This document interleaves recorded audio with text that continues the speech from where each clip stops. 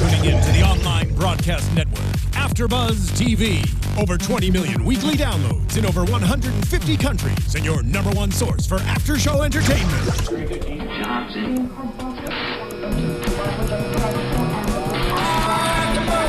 AFTERBUZZ TV, the destination for TV superfans, producing after-shows for over 300 of your favorite TV shows, interviewing celebrities and showrunners, and bringing you behind-the-scenes exclusives. All thanks to E! Entertainment's Maria Menounos, producer Kevin Undergaro, and internet leader Akamai. Now, let the buzz begin! Hey there, Banshees. Welcome back to the Banshee After Show here on AfterBuzz TV, talking about Season 3, Episode 5, Tribal. I am Matt Lieberman. Joining me, as always, Miss Oriana Leo is here. Hi, Banshees. And the fantastic Mr. Isaac Johnson. Hello, everybody. Ooh, fantastic. Yes, you are fantastic. Okay. Unfortunately, Monis Rose not joining us this week. Hopefully, he will be back next week. But we do have a very, very special guest on the phone with us in just a few minutes. Triest Kelly Dunn, who plays, or should I say played, sadly, R.I.P., the dearly departed Siobhan Kelly, is going to be talking with us about this episode, about her exit. So for those of you who are watching us live on YouTube, hello, welcome to the show. You can tweet at us the entire show using the hashtag ABTV Banshee, and you can tweet me at Matt Lieberman, that's MattLieberman. And I'm at Miss Oriana Leo, and that's MissOriana Leo. And I'm at Isaac Johnson, ISAACJOHNSON. And while you're on YouTube, subscribe to the channel. Yes, why don't you? If you're not subscribed, you're going to be missing out on all the incredible program that we have. We put out over 100 hours of free after-show content a week. So you want to be subbed to this, okay, folks? If you like TV, this is the place. So this episode, can we for just a second, or the rest of this hour? I can't. You can. I can't even. I can even. Can you even? I can't even. Oh. But like I said while we were watching, real sad. When I watched it the first time, I started to cry.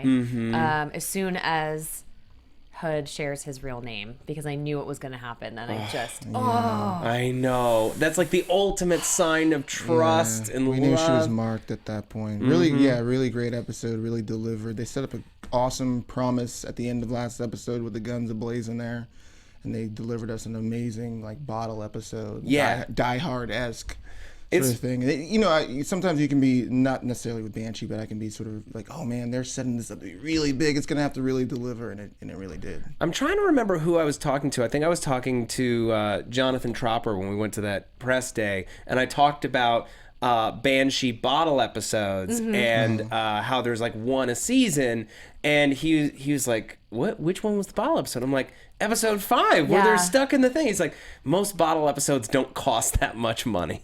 Right. Yeah. Well, and that's the old thing with TV or sitcoms. They would do that to save money. But there's no money saved here because everything's getting blown up. And it was seriously fantastic. Just expertly staged and performed and written and shot. Just a really, really thrilling episode of television. To be able to maintain that level of tension and then deliver just an utter shocker gut punch, I think was just truly masterful. And if you really try to look at this season, we're only halfway through. I know, I can't believe it. And this is a major hook, a major left turn. So whatever this back half of the season is going to be, it is entirely informed by what happened here. Not just for Hood and for the members of the sheriff department and talking about Siobhan's death. I'm talking also about Proctor, who was robbed of his chance to say goodbye to his mother, the one person that really he loved in the world.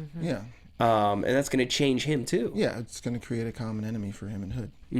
Okay, can I ask a quick question about that? Yes. Okay, I know Kai's a tough guy, but I couldn't believe he didn't mention it. I'm stuck in prison. My mom's dying right now. No one would have believed him. Because that's weakness. Yeah, I don't think he would show that. Especially not in front of Hood. But I was still disappointed that he didn't say anything. Or he didn't... I don't know. I wanted to see emotion from him, which we end up seeing at his mother's deathbed. But I wanted to see something of I have to get out of here. There's something really important. Yeah. Well, would they even have believed him if he said it? yeah, I know, exactly. you're right. He was arrested for assaulting an officer. He was assaulted. He was defending himself. assaulted. But He was- yes. He was arrested for being assaulted by an officer. Yeah, for being assaulted by the Exactly. sheriff. That's a thing. Go America. Yeah. Yeah. This initial stand-up, I love the way that we start the episode with just the glass flying through the Yeah, air. it was so cool. There's just like, you get this sense of unease. You know that something horrible is about to happen. I nearly forgot that that's how we ended the last episode. And I was just like, oh, this is really beautiful with And the artful, shards. yeah. I'm like, oh, this is like a flashback or something or a dream sequence. Yeah.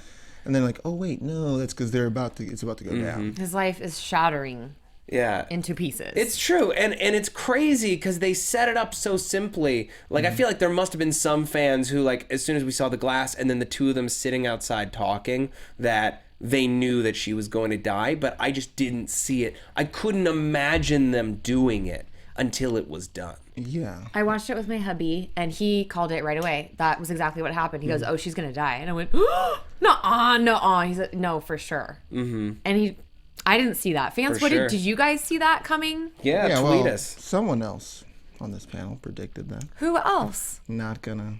It say might have been Isaac well, Johnson. it might have been me.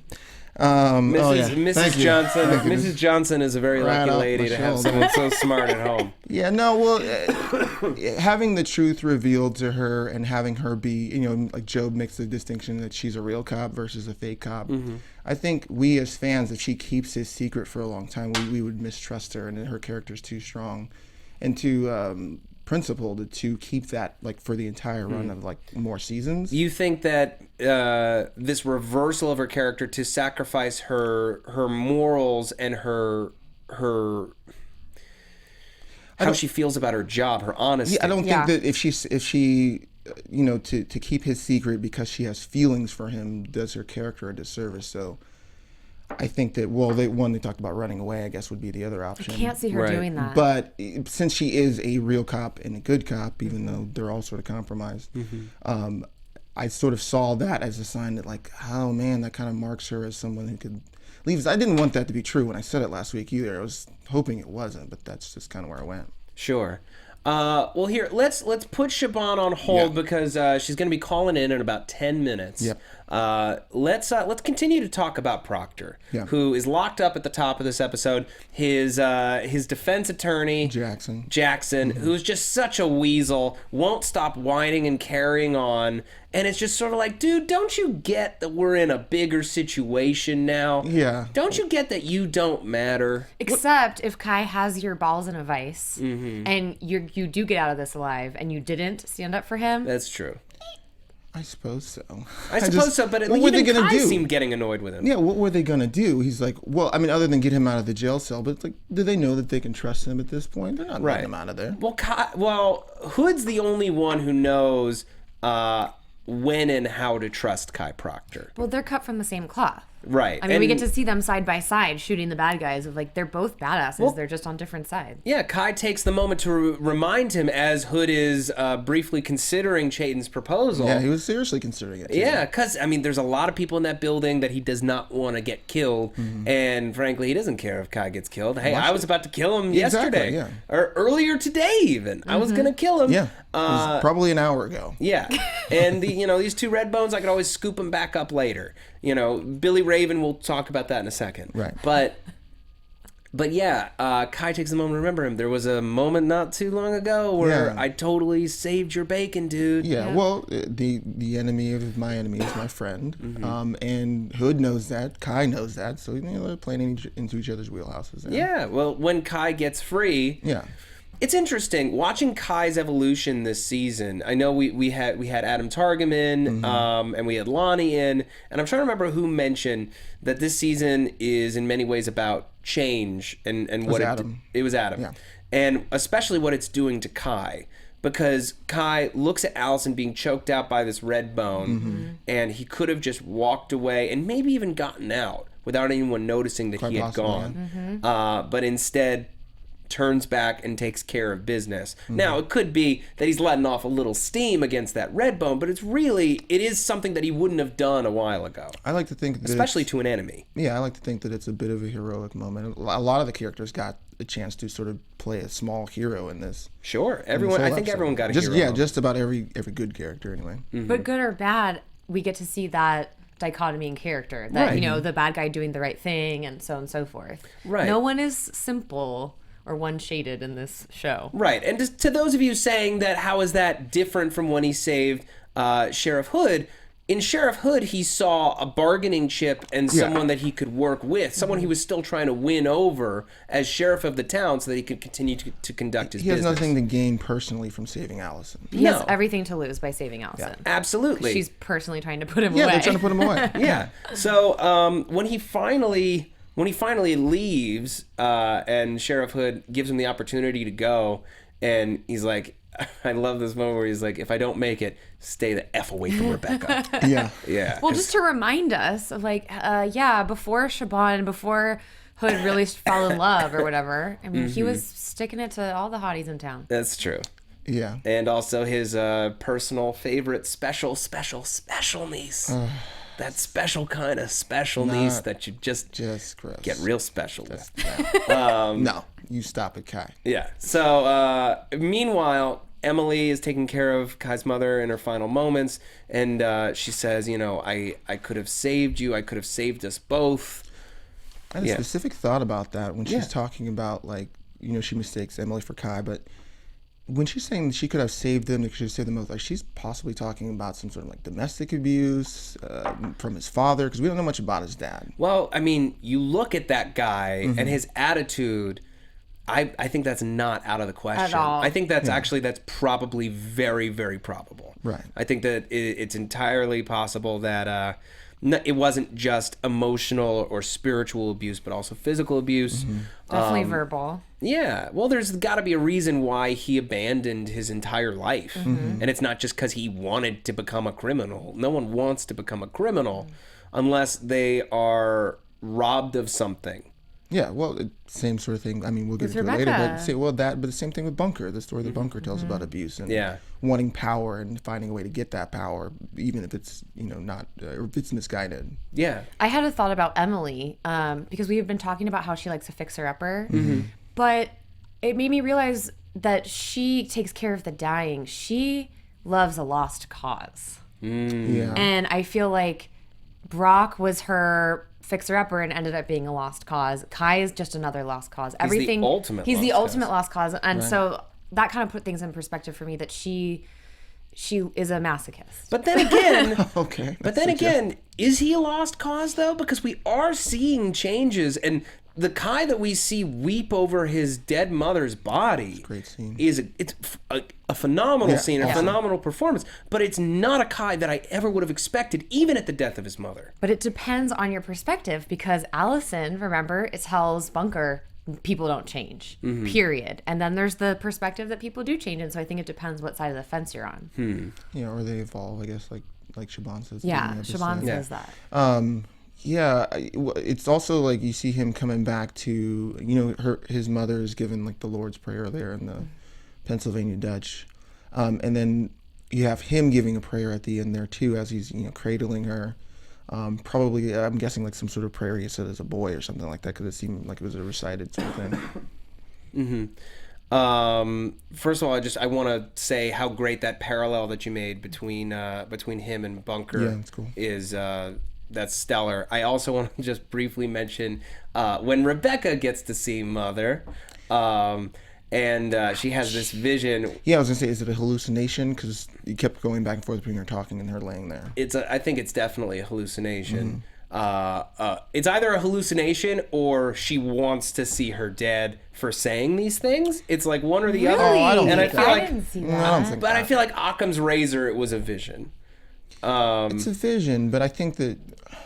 Well, my thing was that I felt like, you know, what was Adam telling us, or Lonnie was telling us, that they're not jump cuts. It's edited emotional to editing. be how the subject feels. So to me, I was looking at that in that she is hearing this information, and it might have been her last words even, before she goes still.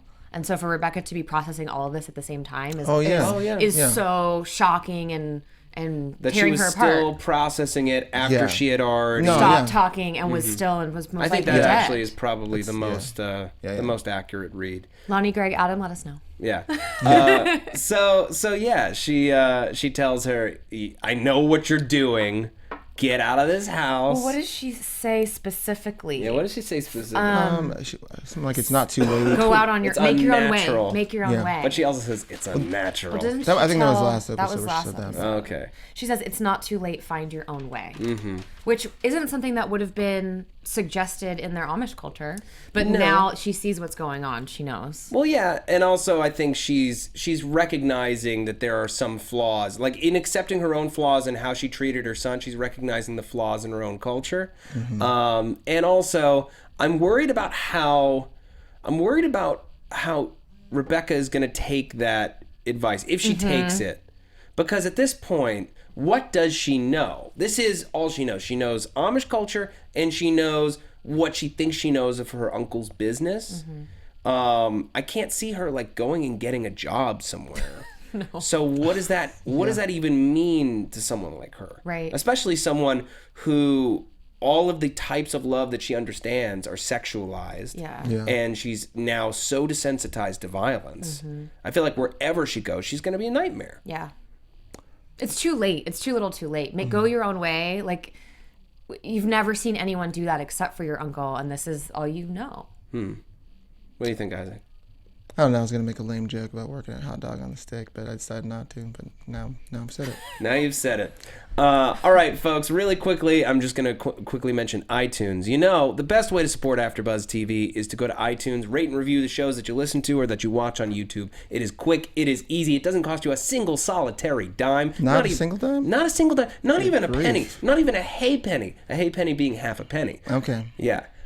We put out over 100 shows a week here. It is a massive undertaking. It's a big deal. And in order to support this massive enterprise, we need sponsors. Our wonderful sponsors find us from our YouTube ratings and reviews. They want to know that our podcasts are well liked, they're well listened to, that we can back up our numbers with satisfied customers. And your ratings and reviews help keep this place open. It keeps us operating, keeps our TriCaster running, keeps our cameras running, our mics running. So it just takes a second. It's real simple. Go to iTunes, rate and review the shows. Also, subscribing to us on YouTube is a big, big help, getting us YouTube sponsorships as well. And you also get a great shout out here on the show. You do, and I'll take a hay penny if you want to send me one. This is from Tharashi. He says, thanks for the podcast. And this is quite lengthy, so I'm going to paraphrase, if you will.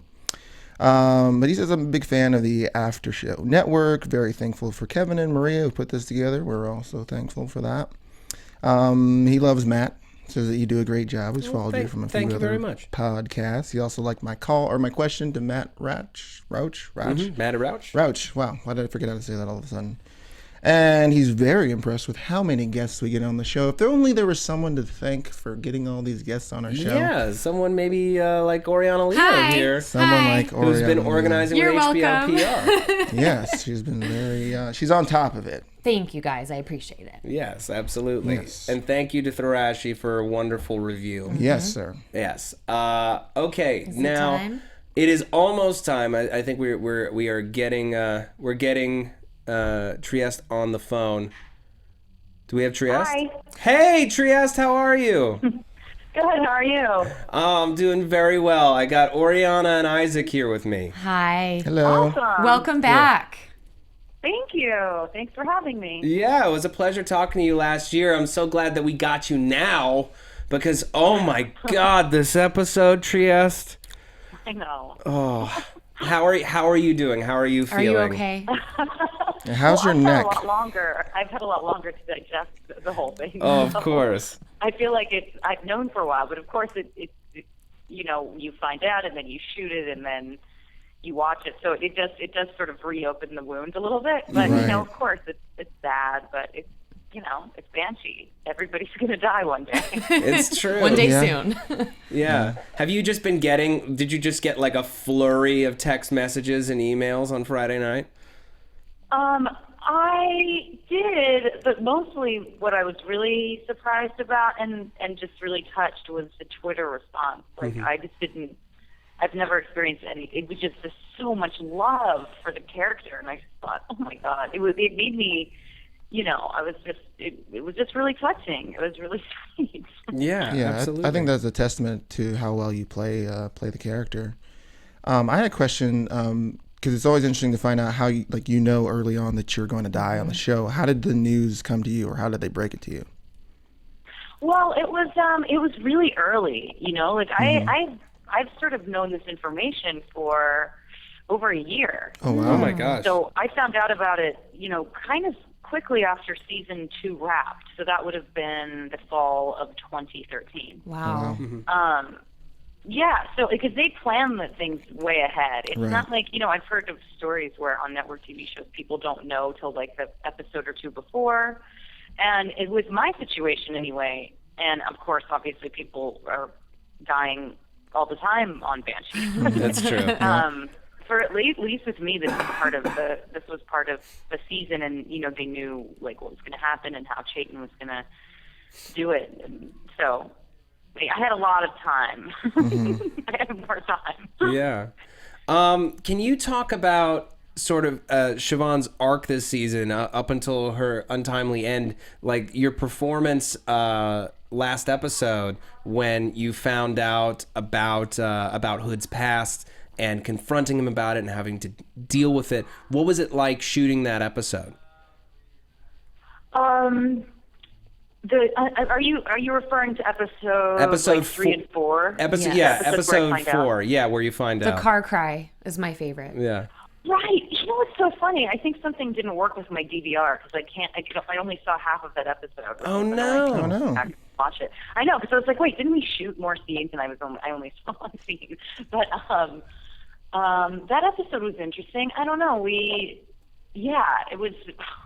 It's a lot of information to take on. It's one of those moments as an actor, I guess, where you're kind of like, oh, that's like going to be a scene that's going to be hard. But it wasn't actually that hard. Anthony and I, we just have fun, and we have a good, working chemistry together. So it was just a culmination of really 2.5 seasons of sort of suspecting him and not, I think Siobhan, and obviously like season 1, we're all playing, who is this guy? Where is this character? Who is this character? And of course, we keep playing that because we can't find out who he is. But in reality, it's a little tough to keep this, this idea that we let him get away with this stuff all the time. So it happened pretty naturally.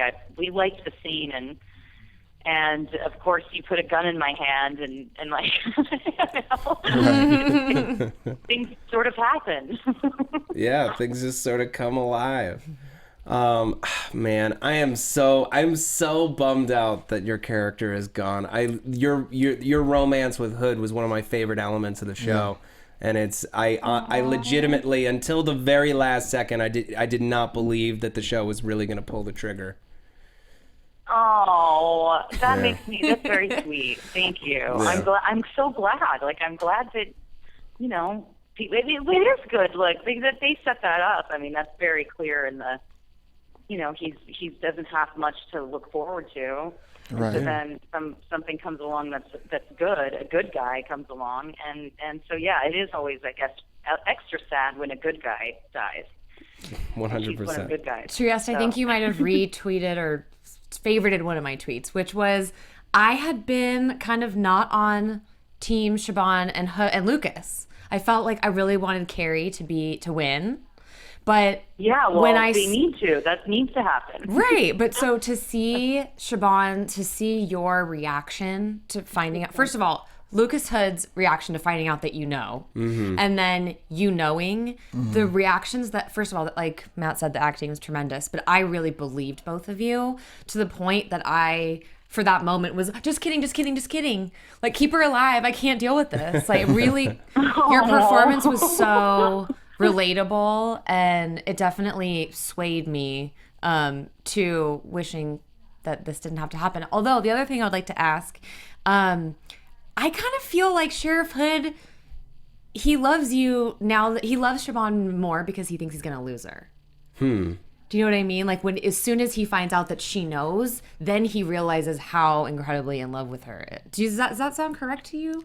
Yeah, well, I mean, that's man, right? definitely, part of human nature, I guess.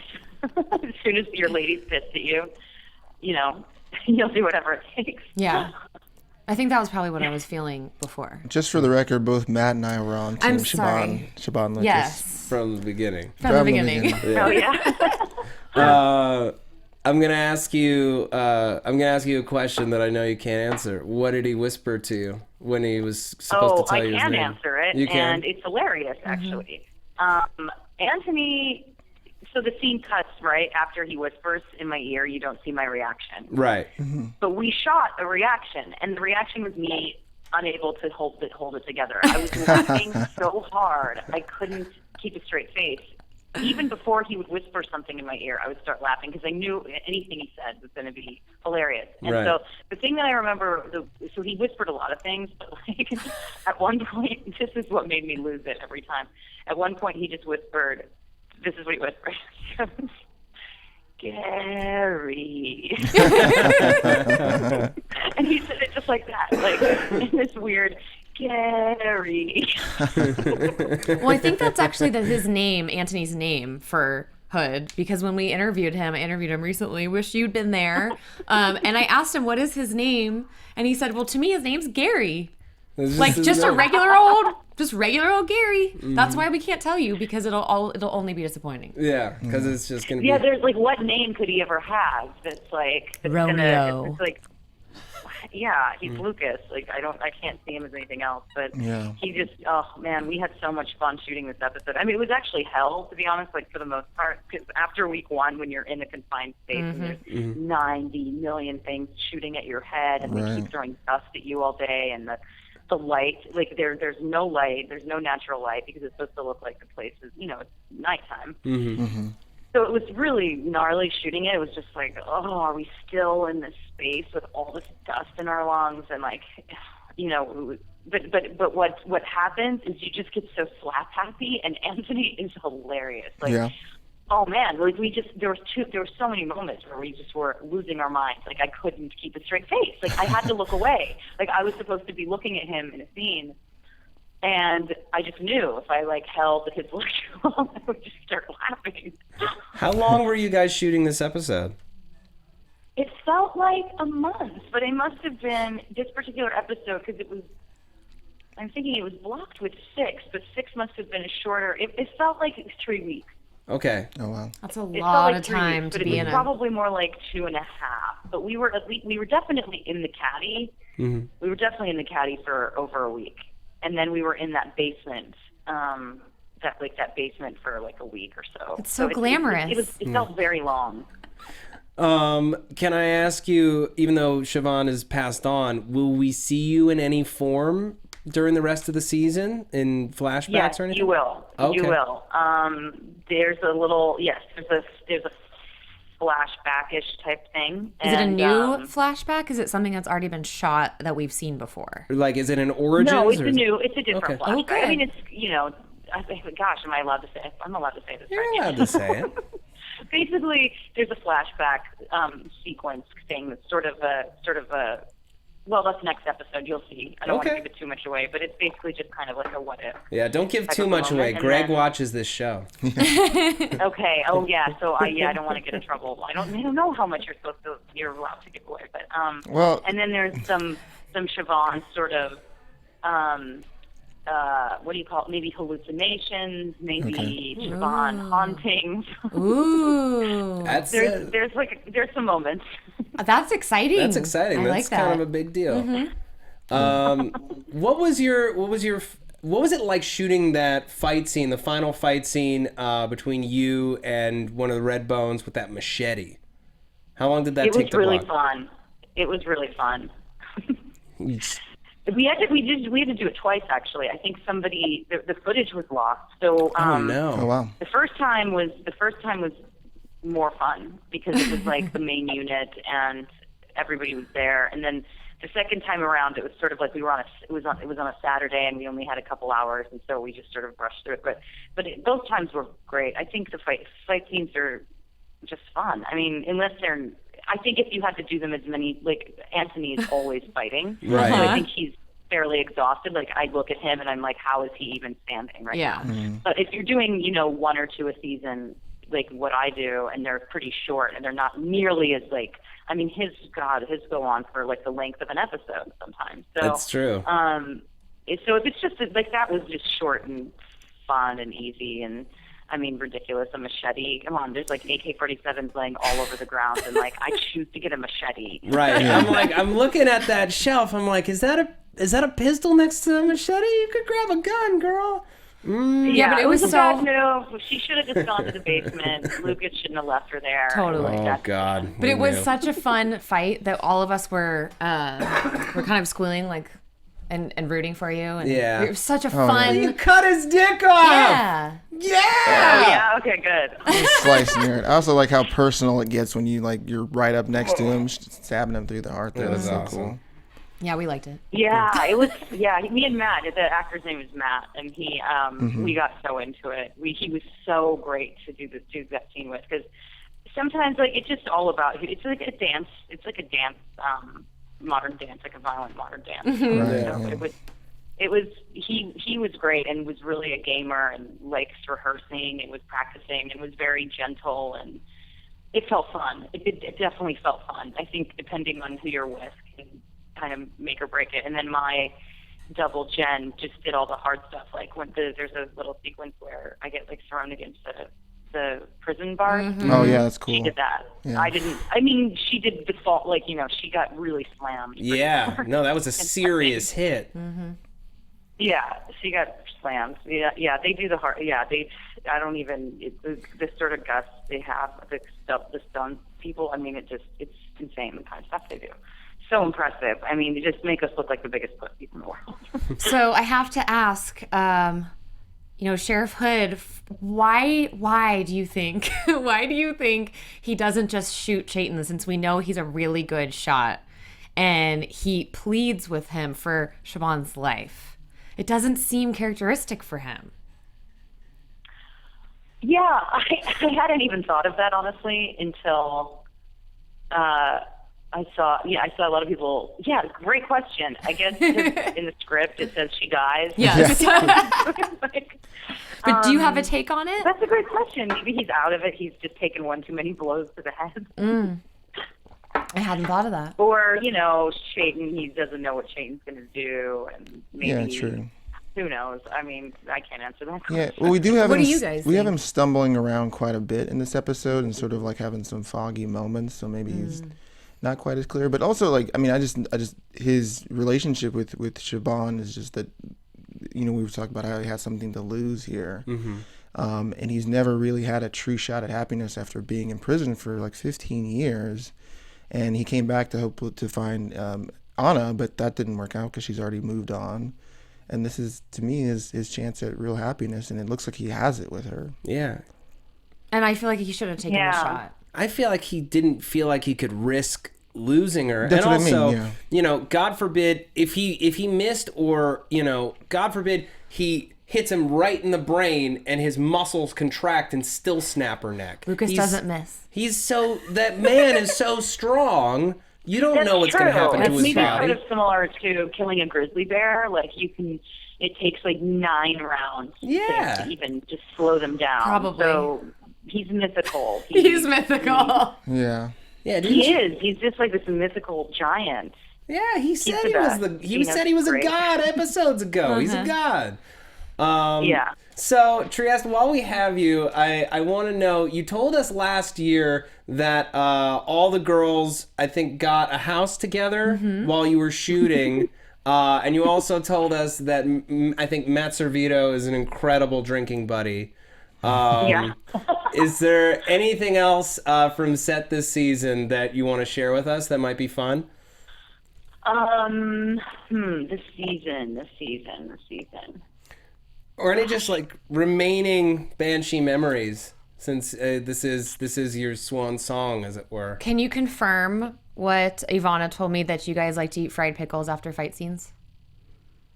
She does. Oh, you don't. Oh, you like to go buy pink, and that's not normally what you do. Yeah, I don't know. What did I do?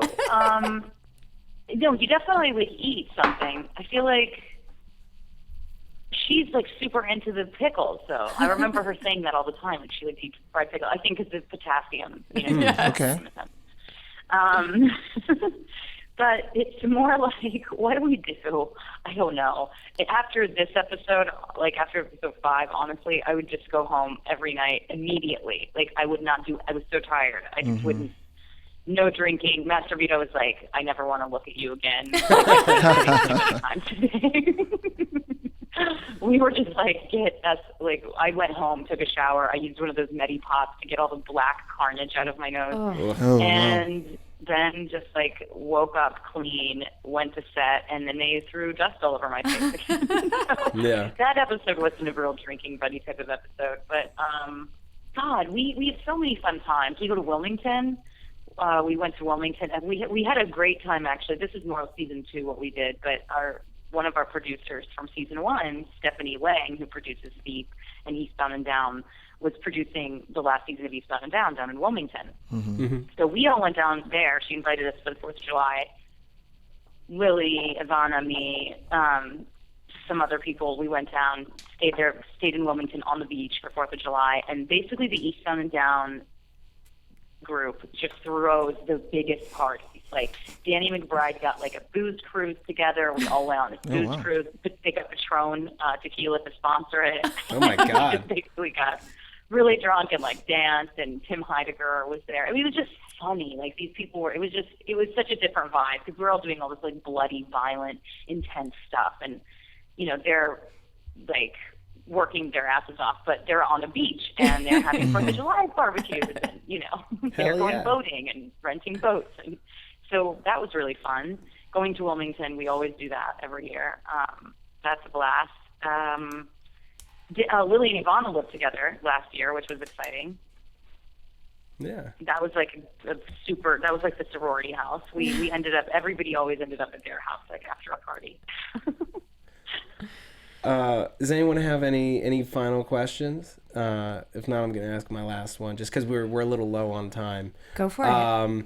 Trieste, I just wanna say first of all that we've loved you on this show. Yeah. You're a beloved character, and I think that Siobhan Kelly is a fantastic standout, strong female character in the grand pantheon of strong female characters. I guess I just want to know overall how you feel about your time on the show, and any final thoughts as your character is sent off. Yeah, no, great question. Yeah, I mean, how I feel about my time on the show, I'll never, it's a once in a lifetime kind of experience. Like, learned so much, had such a great time playing this role. The people, I'm in love with all of them. I mean, we're all in love with each other. I just feel really lucky and grateful that Greg and Jonathan cast me, and HBO approved me, Cinemax approved me, and I just think, you know, there was no way, it's just an invaluable experience as an actor to be able to do a TV series like this. Right, yeah. Because you really get to grow, and it's not like network TV where everything's kind of the same, or there's like a procedural element, but there's not a whole lot of character development. In this, we actually got to do that, and we got to do so much, like action. This is stuff that you don't get to do every day on a TV show as a woman. So I'm just really grateful, and I'm going to miss everybody so much, but, you know, we're all a family, and we always will be, and that's the best thing about it, is that I'll know these people forever. And, well, I mean, Ivana and I are hanging out tomorrow, so. Well, fantastic. Have fun. Tell her we say Yes. hi. Trieste, thank you so much for coming on the show. It's been a real pleasure talking to you again. Have a wonderful evening. Thanks for having me. Is there anything else that you've got coming out soon that you want people to know about? Yeah, the movie I just shot, an indie film with his name's owner Turkel. I mispronounced his name. Dylan Baker's in it. Max Casella. It's called Applesauce. It's not out yet, but it will be soon. They're just cutting it now, so we'll see what festivals it's going to be. You know, it's indie at its indiest, but it was funny. Totally different, opposite kind of thing, comedy.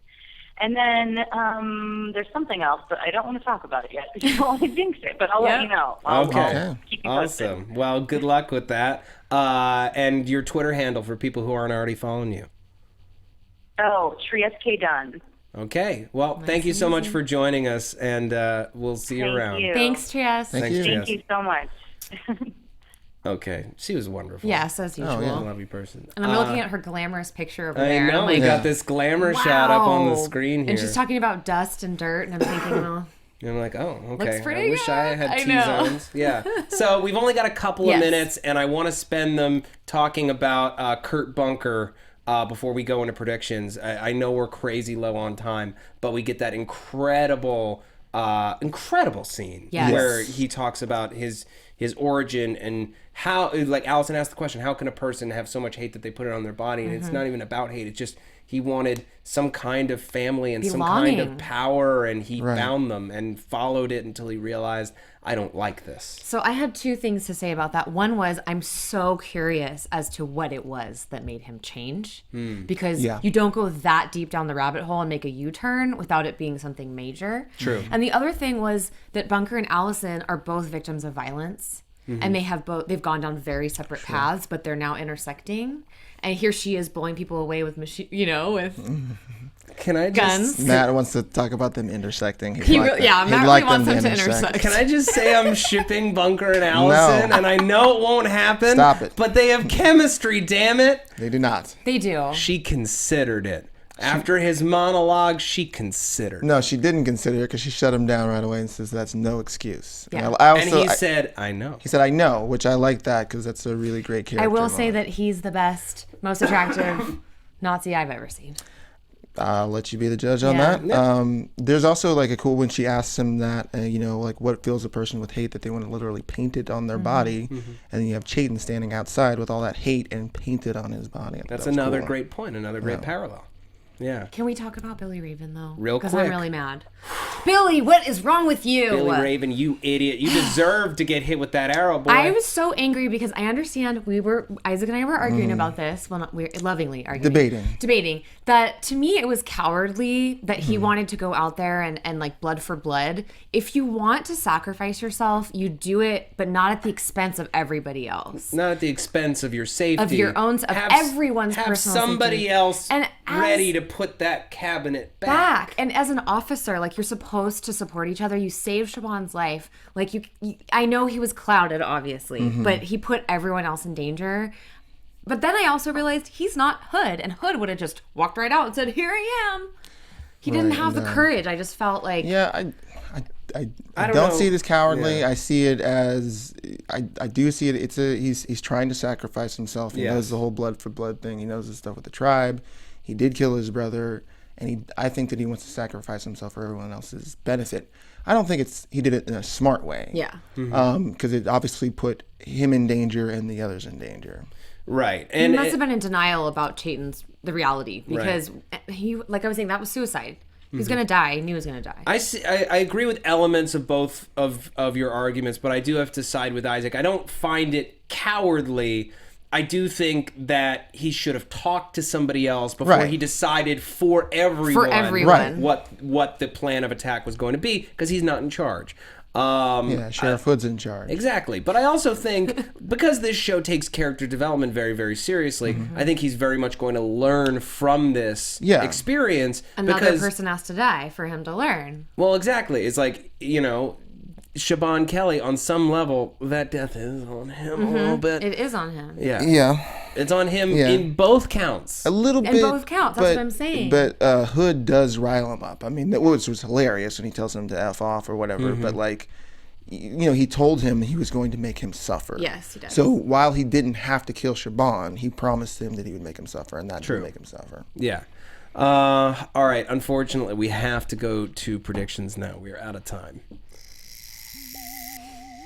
And now, your AfterBuzz TV predictions. All right, so I feel like the look on Sheriff Hood's face at the end of that episode says it all, man. It's on. Whoa, because it's just like the one eye is like normal angry, and the other one is just open and crazed. Yep. And I'm just sort of like, I don't know if I want to see this Yeah. Lucas Hood. I mean, I do. Don't Yeah, get me no, wrong. I want to see it. But You don't want to see him in your personal life. I'm afraid. Yeah, you should be afraid. He's got a, oh man, you've given him proper motivation to turn his sights from Kai, who he was dead set on killing this last episode, now to Chayton. I almost don't want to predict because I predicted that Siobhan was going to die, and I don't want to be right again. That dangerous pointer finger. Yeah, I don't want to do that again. But I do wonder if we're maybe going to see him and, I mean, I think you'd have to see him and Kai teaming up to go after Chayton, because now they're both properly motivated. Yeah. Kai was stopped from seeing his mother die because of this whole situation. Oriana. Not real predictions, but I just feel like I'm worried for Rebecca. I feel like I don't know. She's a wild card. I don't know what's going to happen there. I'm really excited about learning more about Bunker. Yeah. And getting to know him and his motivations, because, like you said, he's kind of a question mark in the sense of what is this guy's story. It's fascinating to me. And the community, honestly, Brock, I'm concerned because he is starting to put things together, at least when he says it's not just bad luck. He goes, no, it's something else. Yeah. He's seeing and he's telling him everything you touch turns to blood Yeah, to that was Sheriff a Hood. great- And I great feel line. like he's losing it too. Brock's identity's been shattered, and another officer down, another situation. So those are all of my like little touch points that I think we're gonna see some major movement. Yeah. For me, it's all, a headline is all about Kurt Bunker, because I don't, outside of this episode, I don't know what function, other than being a different kind of character than I've ever seen before, what function he's going to serve on this show in terms of moving plot forward. The same way that, you know, like Brock always, his motive was originally, you know, get Kai Proctor and get the sheriff job. And, you know, Siobhan, she was just like, I just want to do a good job. And freaking Emmett, he was just all about serving the Lord and doing a good job. This guy is seeking redemption and repentance. I don't know from what. This is his hometown. What? Who's here? Who else is here? Maybe, I mean, it is his hometown. Maybe that's where he's done the most evil. And if he is going to pay for his sins or try to make up for them, then he's going to go back home and try to protect the people that he previously was harming. Yeah. Well, hey man, this season started with the Banshee Sheriff's Department executing a white supremacist. Yeah. So I have to wonder if he's got any bad relatives. Yeah, I don't think so. I think Bad relatives are bad friends. bad friends certainly, Bad but I friends. think he's trustworthy at this point. He's proven, or at least he's proven to me. I who he is. think he's 100% trustworthy. Yeah. But also, I don't know, man. There's something. There's something for sure. I don't know what it is. something. There is something, but he's a fascinating character, Yeah. which I would never Fascinating. thought I'd say that about a neo-Nazi. Yeah. Yeah. All right, folks, I want to thank you so much for joining us this week on the Banshee After Show. This coming week's episode, we are having the fantastic Mr. Hoon Lee Yes. in the studio with us. So excited. if you want to ask questions of Hoon Lee for the show, you need to tweet at us with the hashtag ABTV Banshee. That's hashtag ABTV Banshee to any of our Twitter handles so that we can ask those questions to Hoon when he comes in for the next episode. And we have more guests lined up, so Yes. stay tuned. And we're also taping it on Sunday. Yes, we're taping on Sunday, but it should be out, I think, at the regular time. Regular time? Okay. Yeah, should be out regular time. In any case, folks, Oriana, where can the people find you? People can find me on Twitter at Miss Oriana Leo, or on Instagram at Oriana Leo. Find me on YouTube, youtube.com/the Oriana Leo. And please subscribe and say hi. I'll follow you back. All right, and Isaac. Yeah, you can follow me on Twitter at Isaac Johnson, Instagram The Isaac Johnson, and also YouTube The Isaac Johnson. And then if you're in the mood for theater, this coming Thursday at the Lee Strasberg Theater in West Hollywood, I am part of a live reading for a play at 7 p.m. Oh, fantastic. What day? Come on, 2/12 Thursday. Thursday. All right. Come on out, and if you want to come, tweet at me and I'll put you on my guest list. All right. And folks, you can find me on Twitter at Matt Lieberman. That's MattLieberman. You can find all my videos on YouTube, youtube.com/C/Matt Lieberman. You can also find my stuff on SourceFed and SourceFed Nerd and Better Call Saul here on AfterBuzz. I want to thank you so much for joining us this week. See you next week. Good night.